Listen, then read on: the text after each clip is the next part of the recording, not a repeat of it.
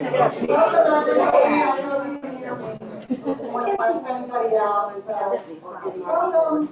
the Historic Monument House at Flagler College.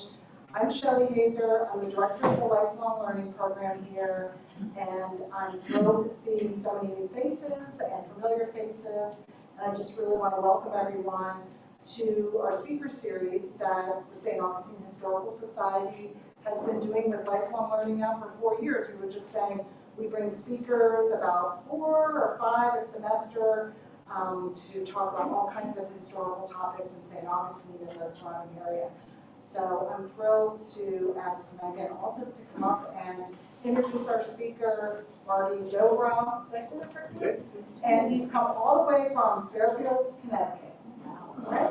Springfield, Massachusetts.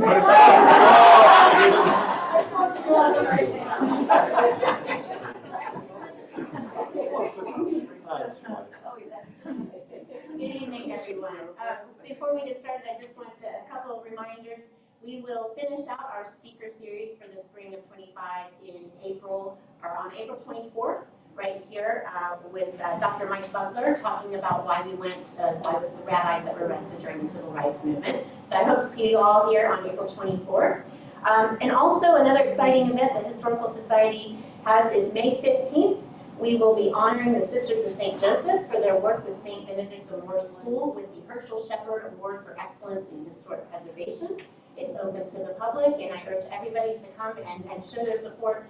I had an opportunity to tour the school recently, and it's absolutely beautiful. They've done a wonderful job. So, all that aside, I'd like to introduce our speaker this evening. Mr. Marty Dobrow is an author, journalist, and professor of communications. He has been at Springfield College since 1999, where he also serves as faculty advisor to the student newspaper and coordinates internships for communications and sports journalism students. He's the author of 2 books, with a third on the way, about civil rights in St. Augustine. His freelance credits include the work for The Atlantic, The Boston Globe, and ESPN.com. 6 of his stories have earned recognition in the Best American Sports Writing Series. He teaches courses such as Introduction to Journalism, Advanced Journalism, Sports Writing, Journalistic Ethics, and Journalist as a Hero, Journalist as a Villain. I'd like to give a warm welcome to Mr. Marty Dobrow.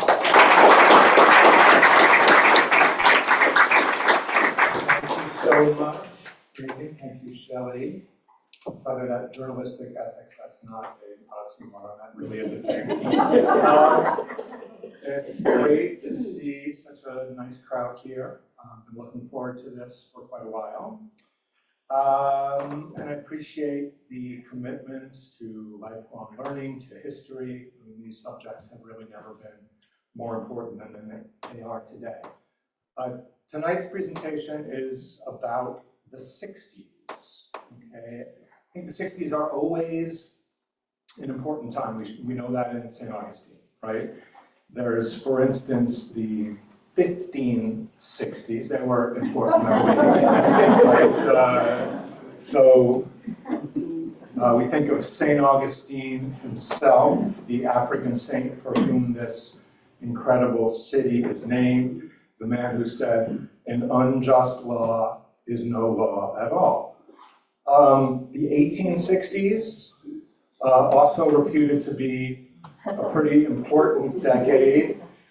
We think of Abraham Lincoln surveying the dead at Gettysburg and saying, we here highly resolve that these dead shall not have died in vain, that this nation under God shall have a new birth of freedom, and that government of the people, by the people, for the people, shall not perish from the earth. And we think, of course, about the little patch of the planet that's basically across the street from Markland House, Lincolnville. The subject of my talk tonight is the 1960s, which in St. Augustine, I'm referring in the title of this to as one shining moment. It's a lot more than a moment, but that's a sort of nod to the montage that will play out tonight, you college basketball fans, if there are any of you out there, after the NCAA championship game. They always have that highlight montage, and perhaps the University of Florida will win the national championship tonight. So, yeah, I deeply value the 60s. In fact, I am in my 60s. But to just be, crystal clear, I am not here tonight to talk about politics. I'm not here to talk about the present. I am here to talk about the past. That said, I believe it is our imperative to learn from the past, to get better, to become greater. We know the wisdom of the words, quote, "Those who cannot remember the past are condemned to repeat it." I believe that is the direct quote, and as a journalist, accuracy is important to me. But the way we often hear it is those who refuse to remember the past are condemned to repeat it. Those are different things, right? Not being able to remember the past versus refusing to remember it, but still the imperative remains clear, to remember. The quote, of course, belongs to a philosopher named George Santayana. He was born in Spain, raised in the United States. That's the kind of heritage that people in St. Augustine, I think, would respect. And we as individuals, as colleges, as cities, as country, we're going to make mistakes. We all do. Our task is to learn from them, right, to get better. It's not lost on me that the first civil rights organization that Dr. Martin Luther King founded was called the Montgomery Improvement Association. Improvement. That is our mission as Americans, to become a more perfect union. Not perfect, but more perfect. Right? And it is, for me, this is a great honor to be here in this historic city, a city that, at its best, I believe, has represented the very best of America. There are citizens in this city who have represented really the highest American ideals, as stipulated in our mighty founding documents, the Declaration of Independence, the Constitution, the concept of being created equal, we the people, the very name of our country, right? The United States, because the names that we call things do matter. There are individuals here who, during the critical decade of the 1960s, led the hard but necessary patriotic fights toward what Dr. King called the beloved community, toward the commitment of trying our level best to, as he famously said, bend the arc of the moral universe toward justice. And injustice is not something that we don't like. Right? It's not something that is inconvenience. It's not something that we disagree with. But an injustice is something different. It's something that we know in our hearts, and that is where we must start. If there is injustice, we try to correct it. That, to me, is the essence of patriotism. And our very country was born out of that struggle almost 250 years ago. And as I have studied rather obsessively the history of St. Augustine over the last several years, I've seen exactly that. I've met some extraordinary people here who fought against injustice in the critical years of 1963 and 64. I haven't lost a step. Right? In the critical years of 63, 64, when our democracy felt like it was on the run. Right? Among many others, that group includes these four people who are still around. Cora Tyson, Mrs. Tyson, and Barbara Vickers, Mrs. Vickers. Two freedom fighters of the highest order, who, God willing, will each celebrate their 102nd birthday in the next 2 weeks. Amazing. And not just amazing for their longevity, but amazing human beings. James Jackson, of that picture. So who survived these harrowing attacks at a Ku Klux Klan rally in St. Augustine in September 1963. And then in 2022 was honored by the city and said, I got involved in the rights movement due to the fact that I've always thought an injustice to one man one day will carry over to the next man. I was just seeking justice and equality for my people in these United States. And when I'm saying United States, listen to me. We have got to get that word back into the USA. United. Because divided, we will fall.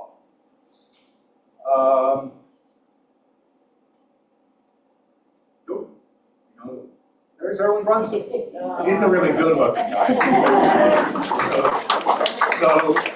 Erwin Brunson has really not aged very much at all since 63, 64. Back then, he was a fourth grader, one of the original school integrators in the city, who would go to the Fullerwood School, put his hand over his heart and pledge allegiance to one nation, under God, indivisible, with liberty and justice for all. And with his art these days, he's making good on that pledge. He's here tonight. Welcome, Erwin.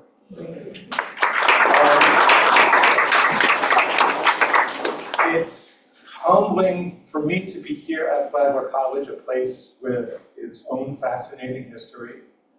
Over the last many years, I have spent a lot of time in my brain in 1963 and 1964 that I can't help being here without feeling a debt to others who are at the spot that is now Flagler College during that fateful year, back when it was the next door to Hotel Ponce de Leon.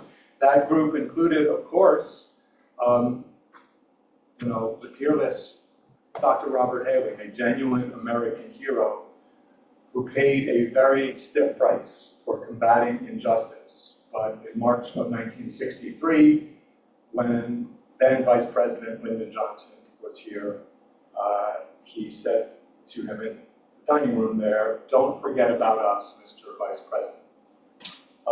The courageous kids from Murray High School, a year later in 1964, March of 64, sitting in the dining room, profound risk, given what they had already seen happen the previous year to their classmates, including Audrey-Nell Edwards, who's pictured here, a picture I actually took at Dr. Hailing's memorial service in 2016. Joanne Anderson, Samuel White, Willie Colston, again, these teenagers still rose up. And also during that year, Willie Gallimore, right? So in the summer of 64, just after the signing of the Civil Rights Act, he became the first African American to spend the night at the Majestic Hotel that they own. He was perhaps the greatest athlete ever to come from St. Augustine. Just months before that appearance in the hotel, he helped lead the Chicago Bears to an NFL championship, not before there were things called Super Bowls. But just weeks later, tragically, at age 29, he would die in a car crash in Indiana. Before launching into the heart of my presentation, I do want to extend a few more thanks. And first of all, to the dynamic duo of David Nolan and Wendell. David, your commitment to civil rights history of St. Augustine sets the standard. You have made it your life's work. In this city, you have been responsible for the 3 Gs. You are the city's guiding light. You are its gadfly, for sure. And you are the biggest source of what John Lewis called good trouble. But to me, you've really been a 4th G, pure gold. Thank you for guiding me generously through this long journey. When your work at the Accord Museum has been heroic. You've done so much to honor and expand Dr. Hailing's legacy. You've done so always in the most modest way possible, never seeking a drop of attention. Thank you so much for your help over the years. I especially appreciate your willingness to keep me in the loop of new developments with your rapid-fire text messages, often sent in the wee hours. Don't worry, I never bring my phone into the bedroom. It's great. Whatever works for you, keep it going. It's great. Also, thanks to St. Augustine Historical Society, librarians. Bob Naraki is here today. They have been amazingly patient and generous with me over the years. They turned down the lights in the reading room as I pour through the non-digitized microfilm of the St. Augustine record, for probably more than 100 hours, literally hundreds of pages of notes about that. And thank you for fielding so graciously and with good humor an avalanche of questions. Recently I asked Bob, I needed a detail about television listings in the record on a specific day in January 1964. Asked him, is this the strangest request that you have ever received here? And he fished it out for me, and the first line of his email back was, not the strangest request we've had, but still up there on our list. So I wear that as a badge of honor. And finally, I want to thank my wife and soulmate, Missy Marie Montgomery, who is here with me tonight, as she has been many times in St. Augustine over the years. You have embraced many years of this project, and you have made it better at every turn. Your own Montgomery Improvement Project.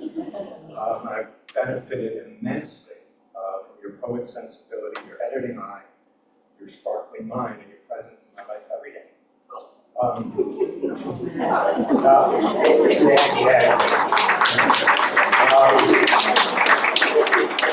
As you know, this is a book about history, the one I'm writing. It's about memory, subjects we talk a lot about in our marriage.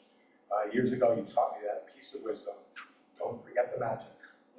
Well, all right, let's get on with it. Made a number of trips to St. Augustine over the last many years.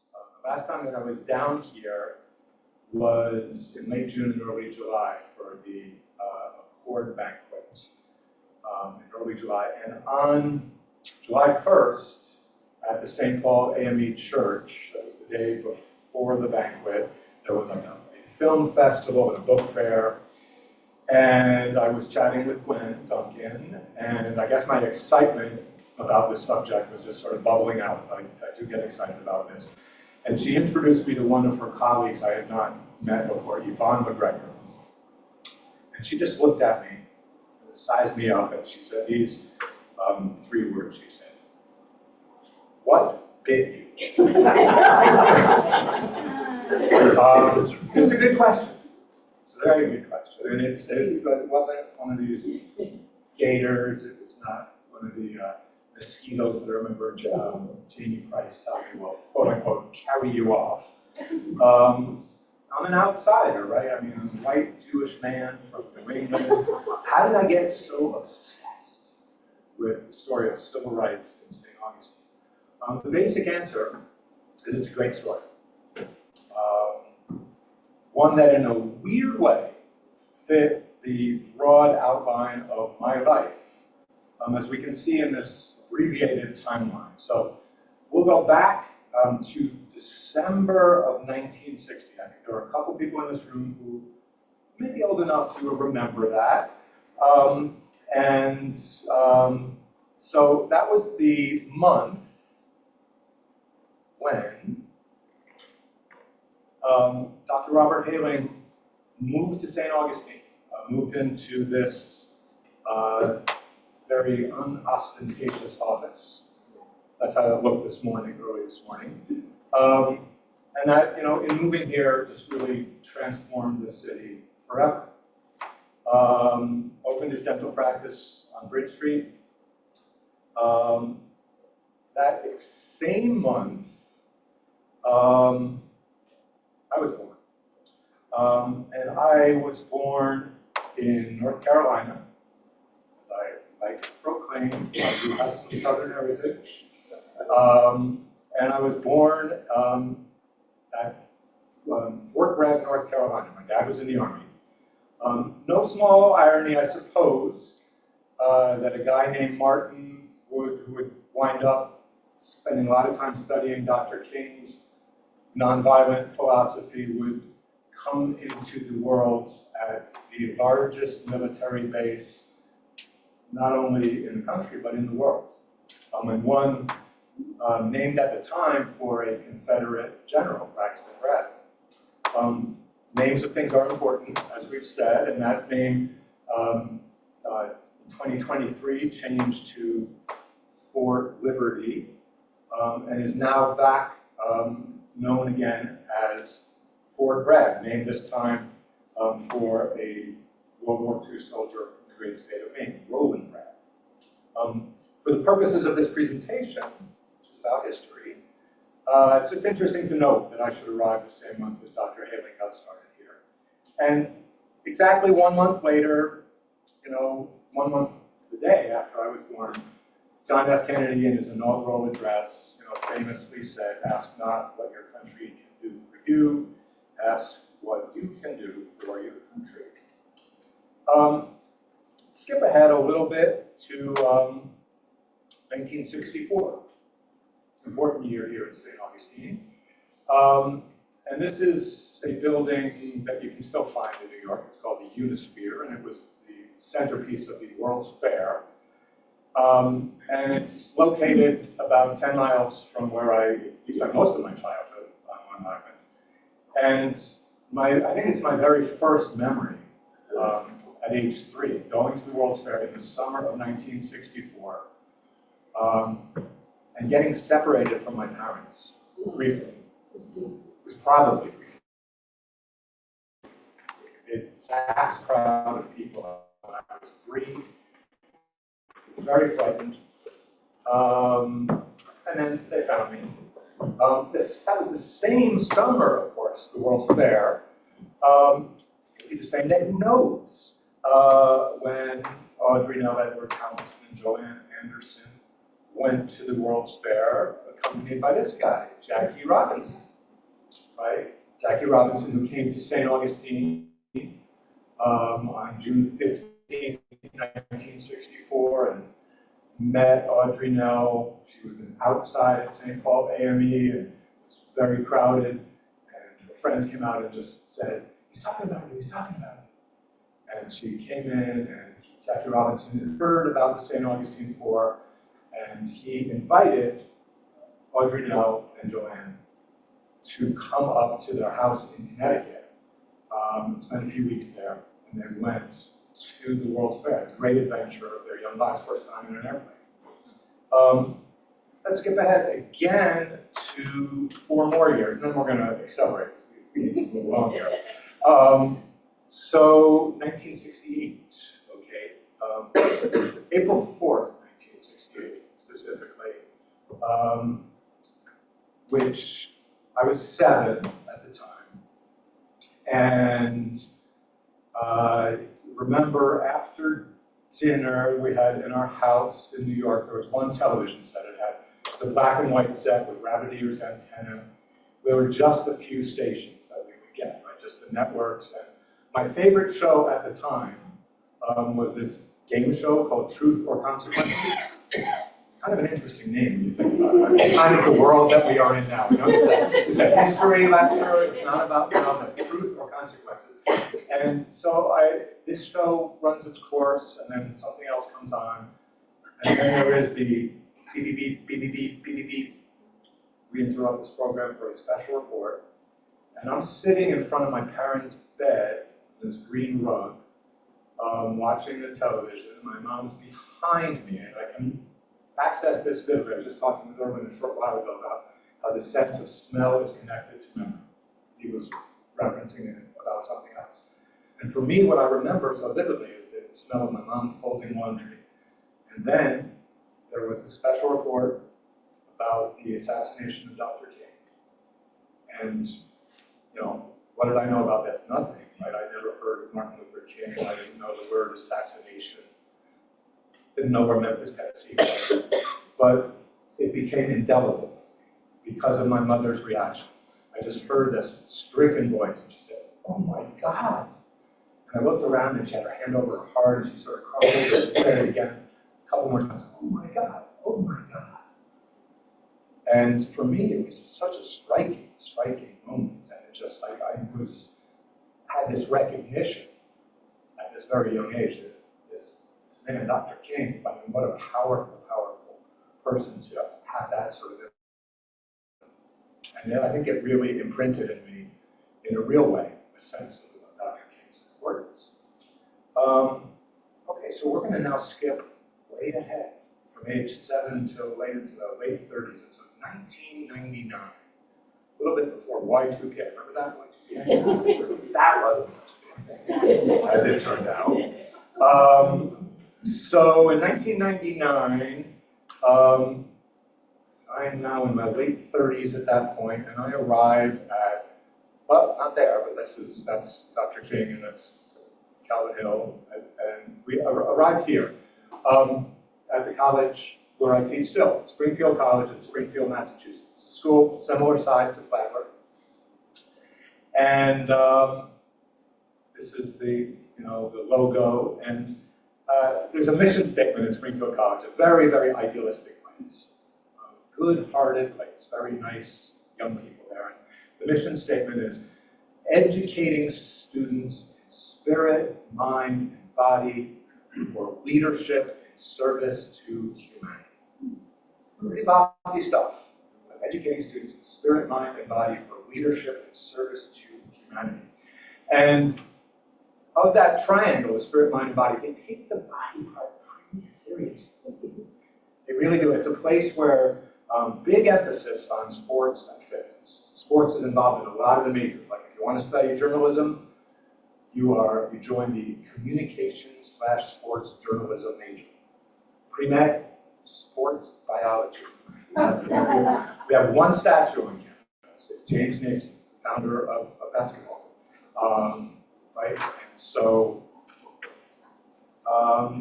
and fitness really is kind of paramount there. And so we have this great fitness center, this wellness center. This is a look at it.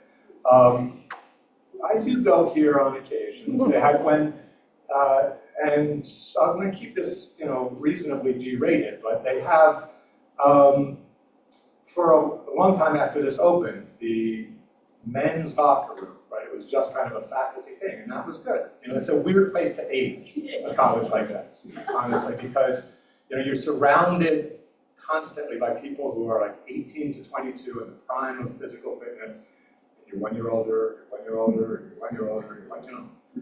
And so for a while, this whole locker room situation was pretty good. But then, more recently, students realized, like, we can use this. And so students would start coming in and they just sort of throw their, hoodies down on the benches and stuff. And I'm completely invisible to them as an old guy, right? And so a few, right down from the lockers, 36 and a couple of mirrors. And what happens almost on a daily basis, there's just a lot of like, a real lot, like it's a big thing, very unself-conscious. And you hear conversations about, this is quote unquote leg day. People are getting their gains, as they put it. But a lot of flexing, and for a while I think I was a little judgmental about that. But then it really hit me that really that the people that I admire most are the ones who are really willing to take a deep look in the mirror. I think that's a good thing. I think that's true of colleges too, cities, countries at their best. I think are really willing to take a hard look at who they are, what they've done well, where they can improve. Like that's a good thing, I think. And so I have a little bit different sort of philosophy about this. Like it's about improvement. So that idea of looking deeply in the mirror, maybe not such a bad thing. Springfield College is known principally as the birthplace of basketball, right? James Naismith hanging the peach baskets in 1891. And so as we said earlier, like this is a big time for that game, right, in Florida. Oh my goodness, like the national championship, congratulations to UConn Huskies down here in Florida, right, national championship yesterday, and then tonight, as I said, perhaps Gators will win it on the men's side. So clearly your state knows a thing or two about this sport as well. And for me, it was a great landing place. because basketball is a game that I've always really loved. I played the game actually for a little while in high school. It's a history thing. Right? So like, we're not talking about the present, so I can look at the hair there. Like it's history. Then I wrote about it for quite a while, like as a journalist. The old Radio Shack TRS 80 back in the day. This is actually in Madison Square Garden, this picture. And it became my first book was about college basketball, and the stories that I really liked to tell for a long time, they were really about basketball. If I found something that was really interesting to me, I would tell students, start from the heart. Find something that you're really passionate about. If you really love a story, you can hopefully make other people love it too and invest in it. And so there were like interesting stories that I just like to follow about, like this guy, Edgar Padilla, who was a point guard on this team that went to the Final Four, who is the son of two deaf parents, interestingly enough. And I was doing a bunch of freelance writing. This is a Sunday Boston Globe page 1 story with Bilquis Abdul Qadir, who broke the Massachusetts state scoring record, Rebecca Lobo's record, for those of you who follow UConn. She averaged, believe it or not, 41 points a game as a senior. Went to a Division I school, and she also played the game as a devout Muslim in full Islamic covering, a remarkable woman. And was writing interesting stories, I thought, also for ESPN. This is a story about the Team Impact program, which is a great program that pairs children with life-threatening illnesses with college sports teams. And so it's not about the medical side of it, but it's about the social isolation. So suddenly these kids who have had, this terrible diagnosis, they get absorbed into this college sports team. It's really a win-win. And this was stuff I really deeply enjoyed for quite a while. 2003, 2004, things began to shift a little bit. And was talking about that date a little while ago. So 2003, 2004, here in St. Augustine, David and Gwen, a few other people were heading off the beginning of a court. Right? They recognized that people were getting on in years from the civil rights time. This was important this history needed to be preserved. And they began this really heroic, honorable effort to do this in 2003, 2004. And as fate would have it,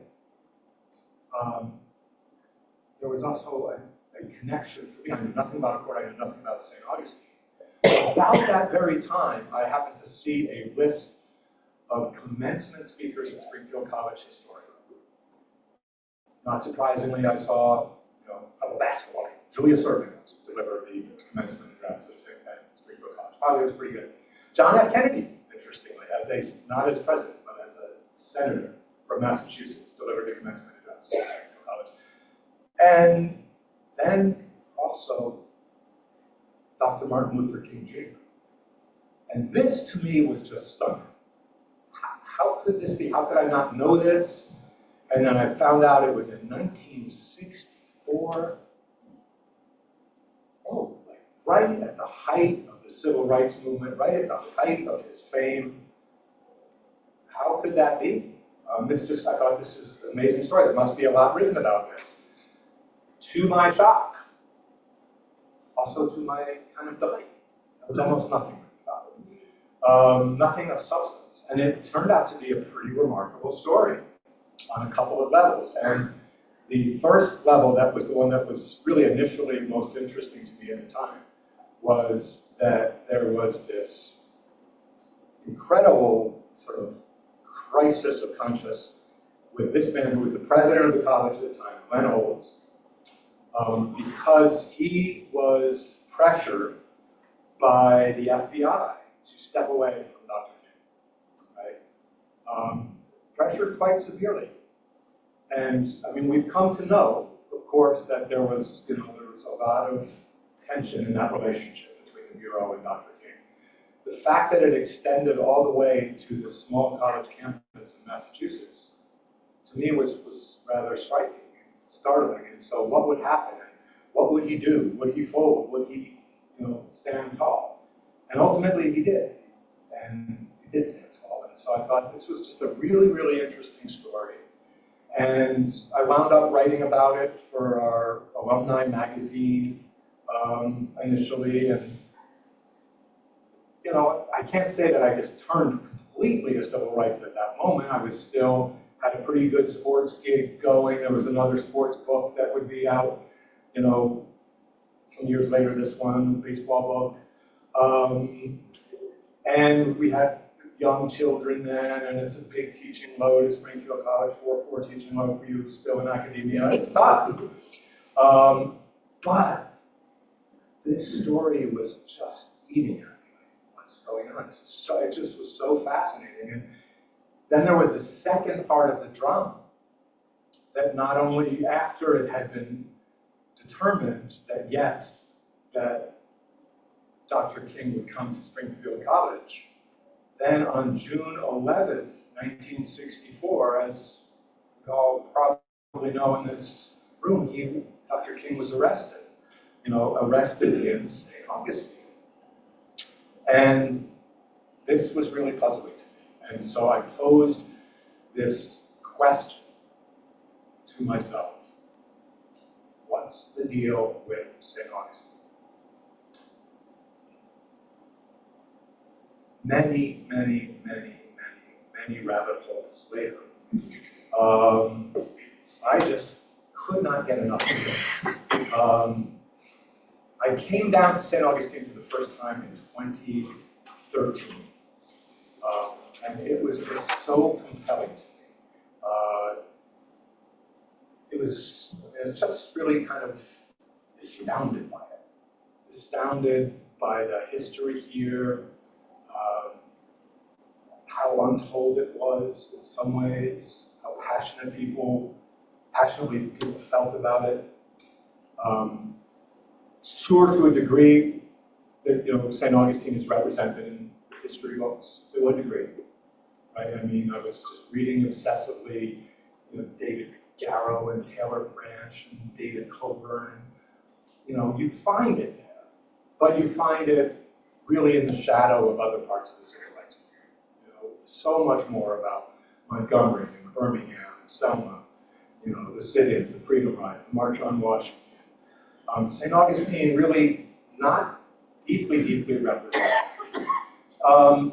This began a big immersion for me, an immersion that would lead to a story in the Atlantic, and then a real excitement when David Garrow, the historian, reached out to me after that. I thought, wow, this is fascinating, and this would get on his radar. A TV appearance, that was interesting.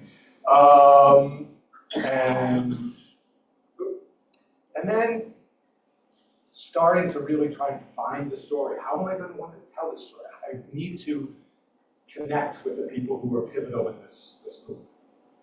And came down, met Janie Price, connected with some of the students who came here. Catherine Fentress was one of the first ones. Deeply wanted to get in touch with Dr. Hammond, kept trying to do that.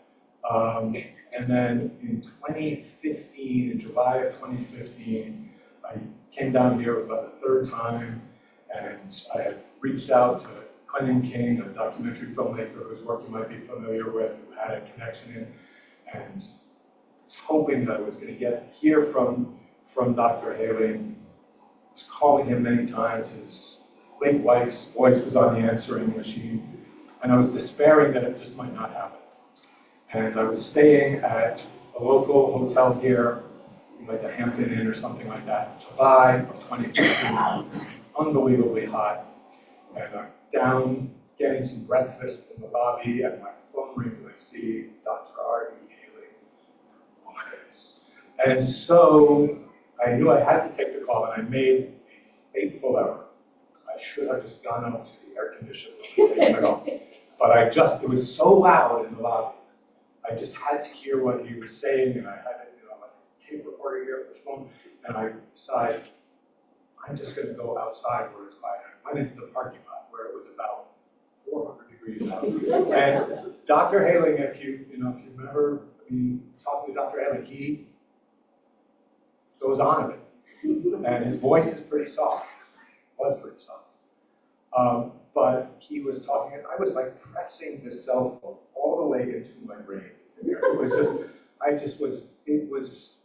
went on, I think it was an hour and 53-minute phone call. And when that phone call ended, the shirt that I was wearing, it would not have been more wet if I had dumped it in the Atlantic Ocean. But it was great. Obviously, great to connect with him, and then to, sadly, he passed a few months later, February of 2016, the memorial service at St. Paul A&E. Really wanted to come down to that, and I did. That's where I heard Erwin Brunson talk, David's eloquence, of course, and things continued to happen with the story as I was immersing in it.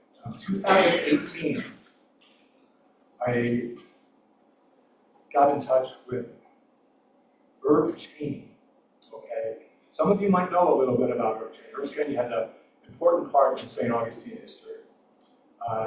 Irv grew up in Washington, Georgia, small town Georgia. He was a Southern Baptist, became a Southern Baptist preacher. And then there were a number of events in his life that were quite challenging. He wound up leaving that church, big story behind that,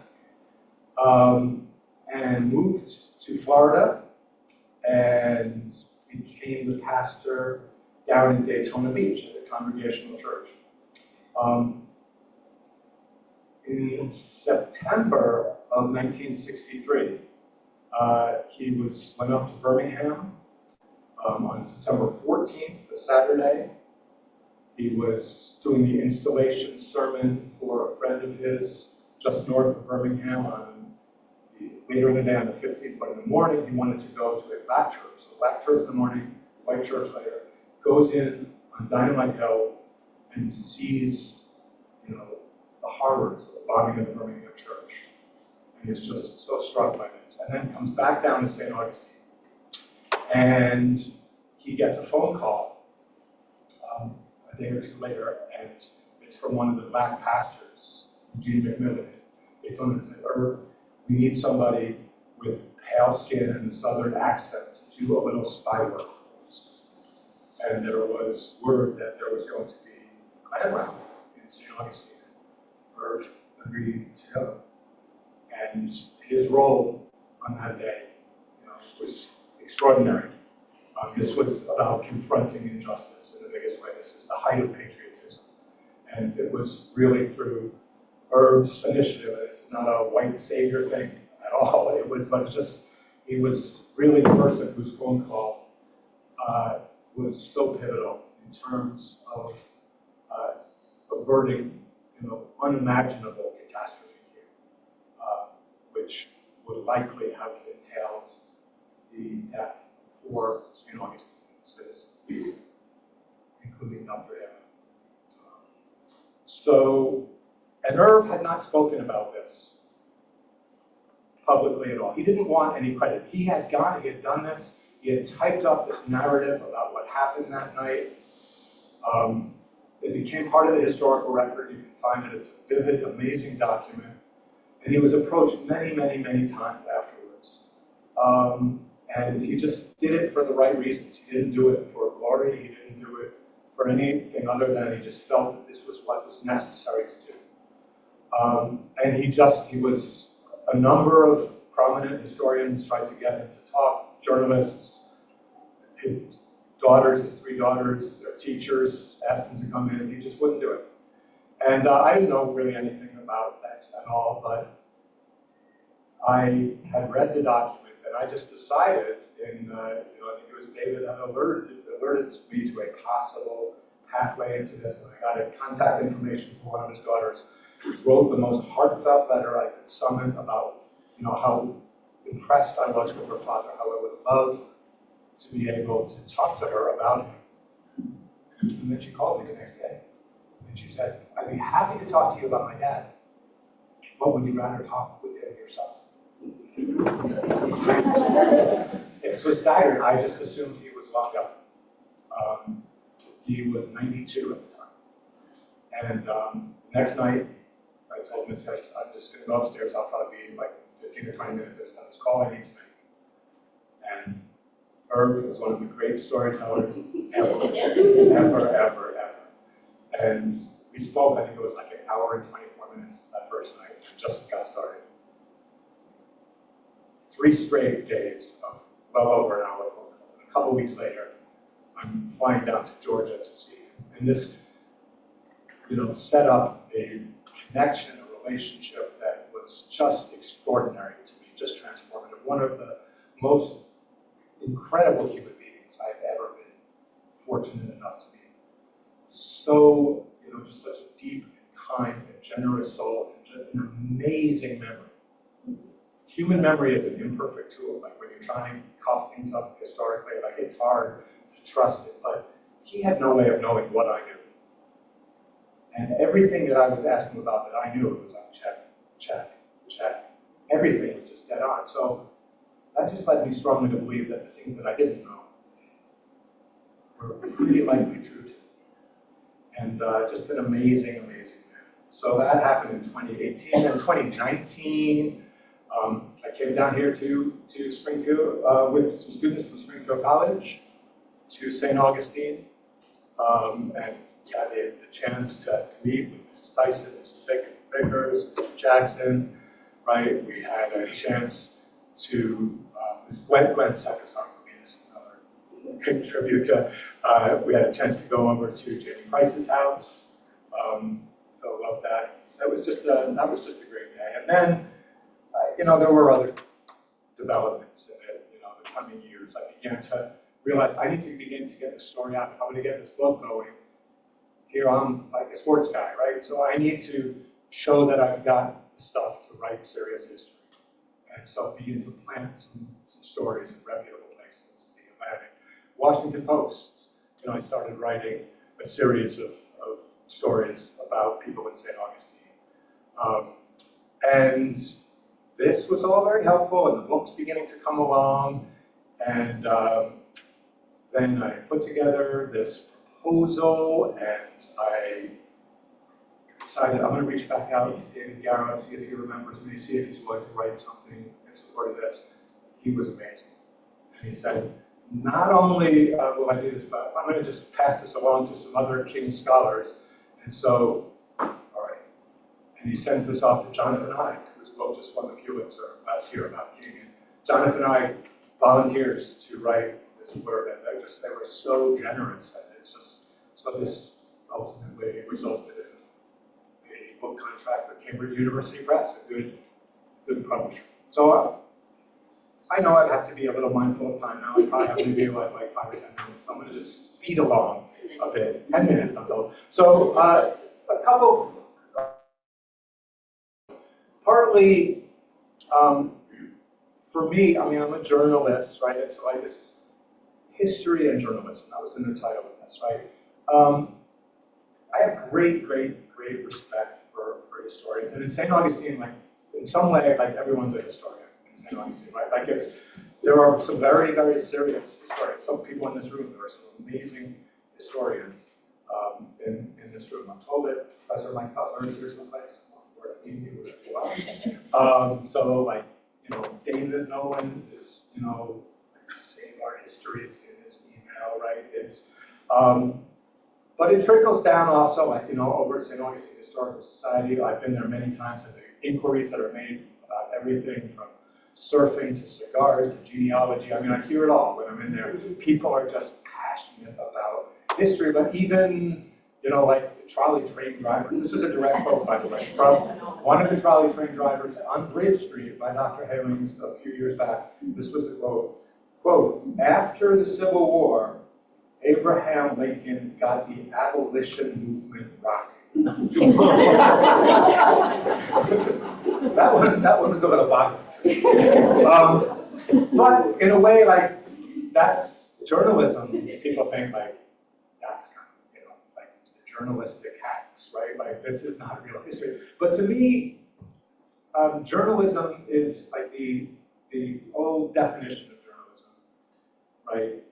You know, it's the first draft of history, right? Implying that there need to be subsequent drafts, that there are going to be mistakes, we're going to fix them. And like, in some sense, some types of historians maybe are journalists that just don't quit, they keep coming back. And that's the kind of journalist that I want to be.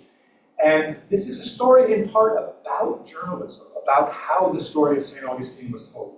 So here, like the old building of the St. Augustine Record, Bob will tell you, I mean, I've spent unbelievable amounts of time looking through the microfilm. This was the source of local history, in a way, right? And this is one part that is, I mean, it's a hard part of the story because this building, by clock this, is 0.06 miles between the front of the record and Dr. Haley's office. That's not very far, 0.06 miles. But the reporters, they'd never go. They just wouldn't talk to people in Lincoln. They wouldn't really talk to black people. And you missed so much of the story. Fortunately, there were other people who made longer trips and did that. And there was just, you know, in a sense, there were some great, like, crusading female journalists. Mabel Norris Chesley, the Daytona Beach Journal, wrote some incredible things about St. Augustine. Anne Waldron of the Tampa Bay Times, her husband won the Pulitzer about her writing about St. Augustine, like she talked to people. Right? Juanita Green of the Miami Herald. And of course, well, there's John Herbert's, but I thought yeah, Stetson Kennedy. So Stetson Kennedy, AKA Snow James, for the Pittsburgh Courier, amazing source of St. Augustine history. John Herbert's here for the New York Times, who had the race beat for the Times, started in the summer of '63. Came to St. Augustine, and that's kind of an incredible story in and of itself. All right, so I will try to finish up here with just a little bit of how I try to tell history. I try to tell history in an intimate, personal way. Human stories that I think are deep stories. So something like the March on Washington, right? There are lots and lots of stories about that. But to me that day, you know, let's tell it through human stories. So this is Catherine Fentress. In high school, she was Mormon Beach.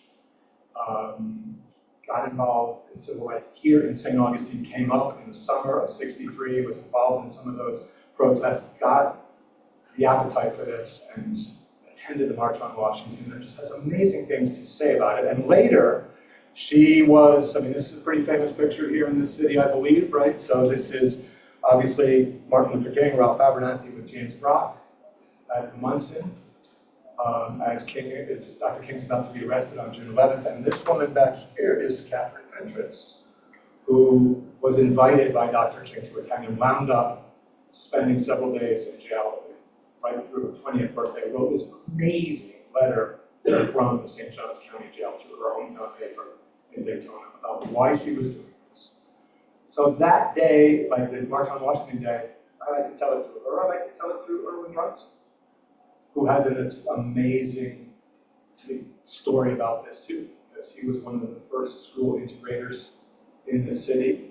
And on the same day as the March on Washington was the day of registration for school. And Erwin had been basically at his parents' behest.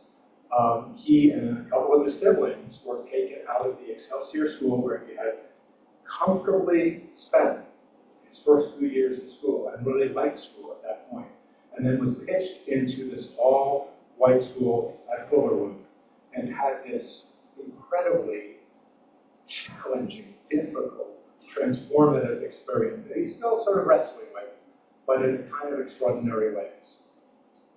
So that's the way I like to tell stories like the March on Washington, personally. You know, something like Birmingham, John Herbert's, who was away from his family for weeks on end, was about to go home, hears about the bombing of the Birmingham church, makes a U-turn back, winds up interviewing the parents of the 4 girls who were killed. And then later comes to St. Augustine with his family, and that's a kind of remarkable moment in June of that year. And then, you know, even to tell the story of the, you know, the hard day of September 18th, 1963, the day of the Klan routing. You know, obviously through Dr. Haley, James Jackson, who was the good-looking guy in this picture, and Bert, you know, that day. So that's kind of the way that I like to tell history. So I think it's the kind of contribution that I can make. Start from the heart.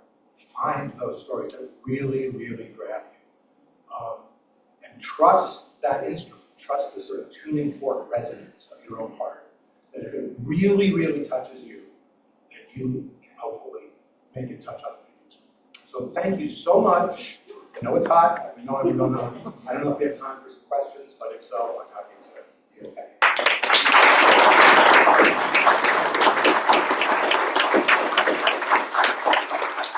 I have an observation for you. Please observe. The March on Washington, Yeah. which is also known as the I Had a Dream speech, right? That took place on August 28th, the Feast of St. Augustine, 1963. Yes, August 28th, I mean, it's a day in history with incredible resonance, right? So it's, that's when St. Augustine was cited, right? August 28th, 1565. August 28th, 1955, right, was the day that Emmett Till was lynched. It's a freighted day, August 28th. So it's kind of a remarkable day in terms of civil rights history. Do you bring that day up in Oh, I do. your book published? I definitely do, yes.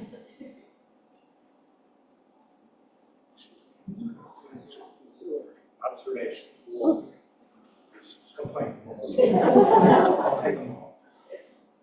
Yes. Totally obliquely related to this is that around August of 1954, I was born and raised before then in Birmingham, Alabama, and I met Martin when I was 11 years old at the time. I met him in Montgomery. I told you his story before.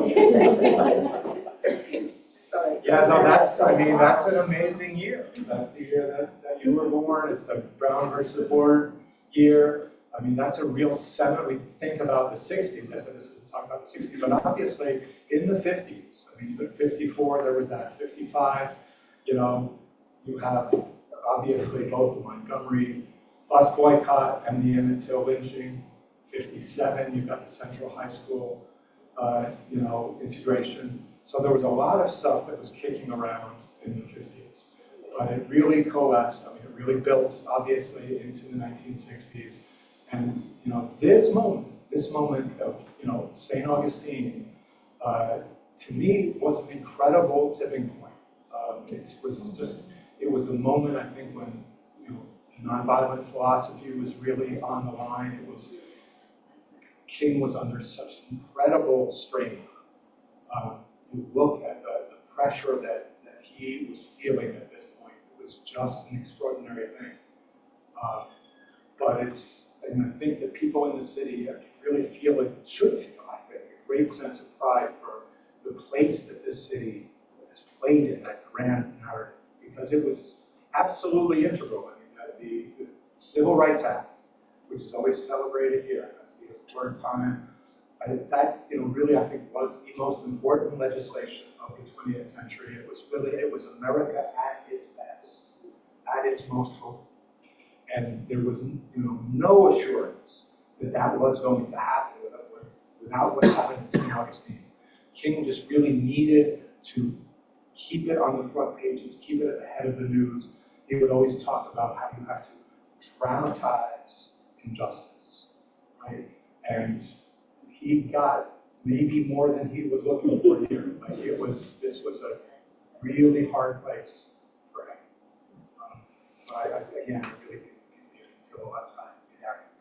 Would you talk about the chronology, maybe you did, maybe I missed it, but of where King went after his arrest here in St. Augustine and those next few days Sure, in his so, life? Is that giving away anything? yeah, no, that's fine. So, Okay. yeah, so, right, so he's arrested here on June 11th. Right, and he spends the night, it's June 11th was, I think it was 99 degrees in Jacksonville. 3 days they hit 99 out here. St. Johns County Jail, not air conditioned. So he was there that night and into the 12th. There was at some point in there, he got this word out to Cy Dresner, the rabbis, and we'll hear more about that from Professor Butler. But King then on the 12th spoke before a grand jury that was set up here. He was for 3 hours here. He was here. He was then put in that police car right next to a German Shepherd. There's a picture of Andrew Young looking in at the car, a very famous picture. And then King went up to the Duval County Jail in Jacksonville that evening.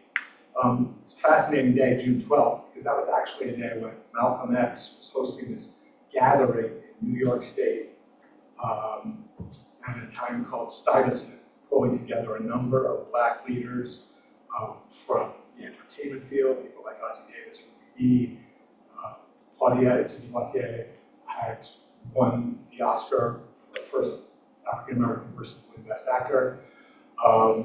There was representation from Whitney Young, from the Urban League. There were people from CORE. And the idea that maybe King could have been there, I mean, that to me is like one of these great counterfactuals, one of these what ifs for the ages, because they only met once, right? They met once on March 26th, 1964, in the halls of the Senate for the debate about the Civil Rights Act. So then King comes up on the 13th, flies up to Bradley Airfield in Connecticut, goes up to Springfield College, delivers the commencement address. Jackie Robinson comes down here on the 15th. King then returned. Right? Later in the week was the incident at the Munson Motor Lodge, a famous part of the war here with rabbis in the parking lot, the integrated swimming in the pool, the acid in the pool. King was there, was watching that. And so he was here for that. Then I was kind of in and out of St. Augustine, came back I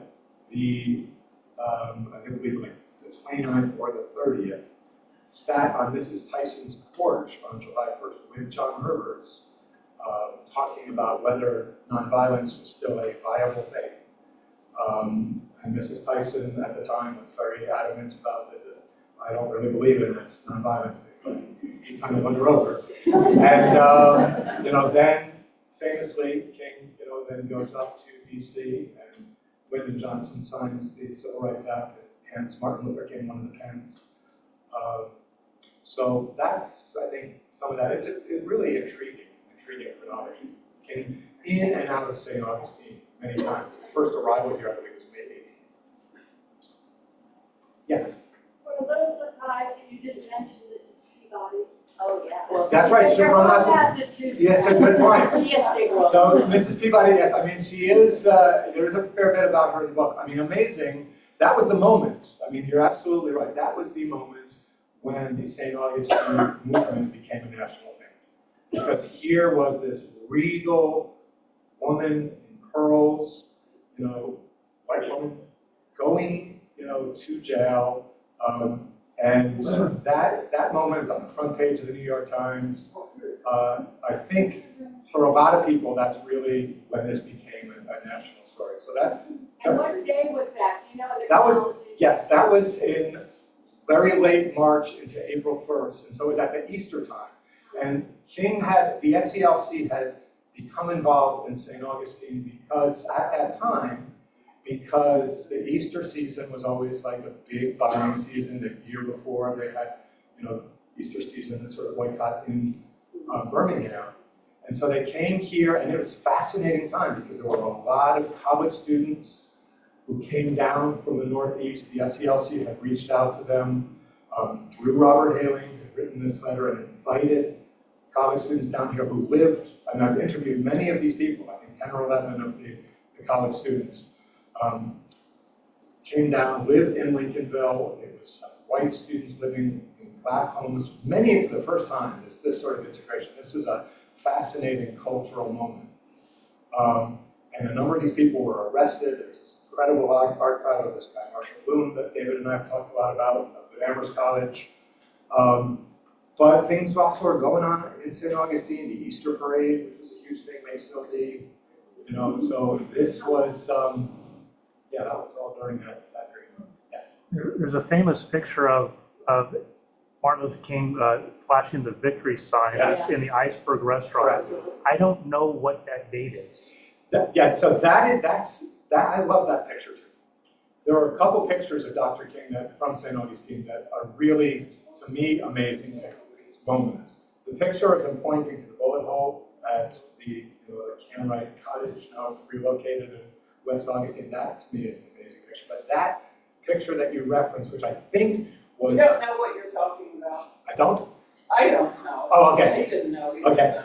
So, well, these are, I wish I had these images up here, but there were, so this picture that you're referencing about the V for Victory sign, like this is, what I love about that photo is the joy in King's face. Because he, if you look, I mean, Martin Luther King was a very, very attractive man, but he had this sense, this sort of mitigated sense. He was preoccupied a lot. He just always seemed to be deep in thought, troubled. But in that moment, which I think is the moment after the filibuster had been busted, or it was the moment right after the Senate vote. The filibuster was busted on June the 10th. The 11th was the arrest. Yeah. And Maybe the 17th? this thing, the answer to my own question, is June the 19th. 19th. So that was the vote. Right. The civil rights vote. And I have a great story also about that, which I can share at another point.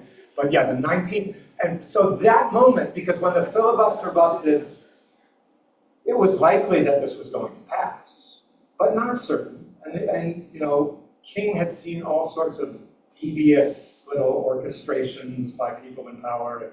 You know, as Dr. Haling talked about, you know, having been quote unquote outfoxed. Like Dr. King had seen that kind of thing a lot too. And so it was not a done deal for sure that this would pass. But in that moment, when that vote was cast and this act, like he had held up the Civil Rights Act as the great reason to stay nonviolent, which was hard. I mean, nonviolence is so hard. Like if you are just being brutalized, if people are spitting, hocking phlegm in your face, they're pushing you off the sidewalk, they're bullying you in school, like that is hard to do, to not fight back, right? And Dr. King had held out this law, the Civil Rights Act, as this is why we need to do this. He really, in my mind, was this great patriot, that he really believed in the country. And he said this in his graduation speech at Springfield College when he came out of here, that he still found a way to really believe in it, which was inspiring. But yeah, So it was the day after the acid. Yes. Oh, Yes, I'm it was. sorry. No. No, that was Andrew Young. I saw him, and you know, it's so interesting the way people rewrite history. Yeah. Andrew Young came down here, stood there, and said, Martin Luther King sent him here to stop the him. marches Correct. because violence could ruin it. Right. And if you did anything, and he stopped, and that's when he got Beaten up. beaten up across the street. And of course, he had come down because he had found that little clip of when he was beaten up, and now he was creating, and my head is in that film, the back of my head. Yeah, it's in the Jeremy Dean film that. So we'll never know. We'll never know. There could have been a disaster in St. Augustine that ruined the whole act, civil acts, but thank goodness. Right. So the Andrew Young, I mean, that moment was, and that's the way that Andy Young does tell that story, that he was sent down to stop the movement, and that it was Hosea Williams who just sort of pushed him out there to do this. And this is like, it's interesting if you read Andrew Young's work, for a long time, he does acknowledge what happened in St. Augustine, and, you know, he was a victim of violence here, but it was only after seeing that footage, many, many years later, that the light really turned on for him about just how brutal this was, and that it became so much more important to him. And this was evident when he was here in late June and July. He called it like the most important day of my life. I had this it was really interesting. That day was an exhausting day. I had spoken with Ambassador Young once before in 2014 in Austin at the Civil Rights Summit. We had this amazing meeting there. And then here I was talking with C.B. Hackett, who works with him, and trying to get this interview with Ambassador Young for a couple things that I needed for this book. And this was this long, long day, July 1st. We were having this, the next day, it's going to be this banquet.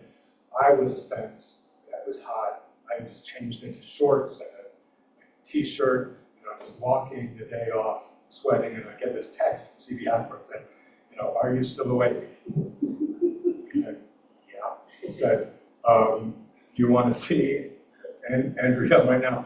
I said, sure. You know, not really well dressed for this. He said, you know, it'll be better that way. And so we walked in, it was like at the Casa Monica, and fortunately for me, it was like a Tuskegee shirt from our civil rights trip that I taken with students. That gave me a little bit of street cred, I think. And he was amazing. It was a great, great conversation. What a dear and impressive man. Yes. You know, I'm curious what other people would say, because you said about you're here to talk about history. I moved to St. Augustine from Pennsylvania. I lived in Pennsylvania and I lived in Holland. And I moved here 22 years ago. And of course, I didn't live in Jim Crow. I lived in de facto segregation. Sure. I'm 81 years old, so is she, by the way. She You're might both get mad. great. So we're equivalent, except that she was born in Birmingham and I was born in Harrisburg, Pennsylvania, and sort of are different colors. And so I moved here. I went, you know, to all the history stuff in 2004, and in the last couple of years, I've said, gee, it's becoming integrated. I went to the Wednesday night dance, and there were like 4 colored people there. I mean, it's like and Arnold's, you know, we danced there Tuesday nights, just old people. If you dance, swing dancing, come. So it's really, Publix has Black people now. Like, if you're old and you've lived here for 22 years, but you know, history has a long arc, and it's really, and of course our children and grandchildren, I mean, they think we're all nuts even talking about it, you know, so. It is, have you noticed that in St. Augustine, the difference? The difference of seeing more mixture of people. Now, what Jose Herrera, that does the First Post TV, because he's talked to people, all these new people are people from the north. Of course, the people from Hastings aren't going to come over here. Correct. So, yes. Anything else?